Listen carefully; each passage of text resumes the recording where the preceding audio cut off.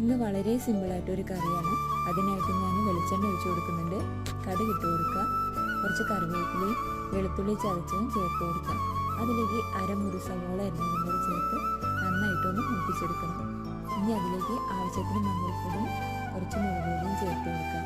ഇനി കുറച്ച് മല്ലിപ്പൊടിയും കൂടെ ചേർത്ത് എല്ലാം കൂടെ നന്നായിട്ട് മൂപ്പിച്ചെടുക്കാം. മസാലയൊന്നും കൂടിക്കഴിഞ്ഞാൽ കറിക്കൊന്നും ഒരു ടേസ്റ്റ് ഉണ്ടാവില്ല. അതുകൊണ്ട് വളരെ കുറച്ച് മതി. ഇനി അതിലേക്ക് നമുക്ക് കുമ്പളങ്ങ അരിഞ്ഞത് ചേർത്ത് കൊടുക്കുന്നുണ്ട്. ഇനി എല്ലാം കൂടെ നന്നായിട്ടൊന്ന് മിക്സാക്കി കൊടുക്കുക. ഇനി നമുക്ക് വെന്ത് വരുന്നവരെ വെയിറ്റ് ചെയ്യാം കേട്ടോ. ഇനി ആവശ്യത്തിന് വെള്ളമൊക്കെ ഒഴിച്ച് വേവിച്ചതിന് ശേഷം അതിലേക്ക് പയറോ ചെറുപയറോ എന്തെങ്കിലും ആകട്ടെ അത് നന്നായിട്ട് വേവിച്ചിട്ട് നമുക്ക് ചേർത്ത് കൊടുക്കാം. ഇനി ഇളക്കി യോജിപ്പിക്കണം എല്ലാം കൂടെ. ഇപ്പോൾ കറി ഇപ്പോൾ തന്നെ റെഡി ആയിട്ടുണ്ട്. അതിലേക്ക് ഞാൻ കുറച്ച് വെളിച്ചെണ്ണയും കുറച്ച് കറിവേപ്പിലയും കൂടെ ഇട്ടിട്ടുണ്ട്. അപ്പോൾ അടിപൊളി, നമുക്ക് വളരെ സിമ്പിളായിട്ട് തയ്യാറാക്കാൻ പറ്റുന്ന ഒരു കറിയാണ്. എല്ലാവരും ഒന്ന് ട്രൈ ചെയ്ത് നോക്കുക. എല്ലാവർക്കും അറിയുന്നതായിരിക്കും, എങ്കിൽ പോലും ഒന്ന് ട്രൈ ചെയ്ത് നോക്കുക.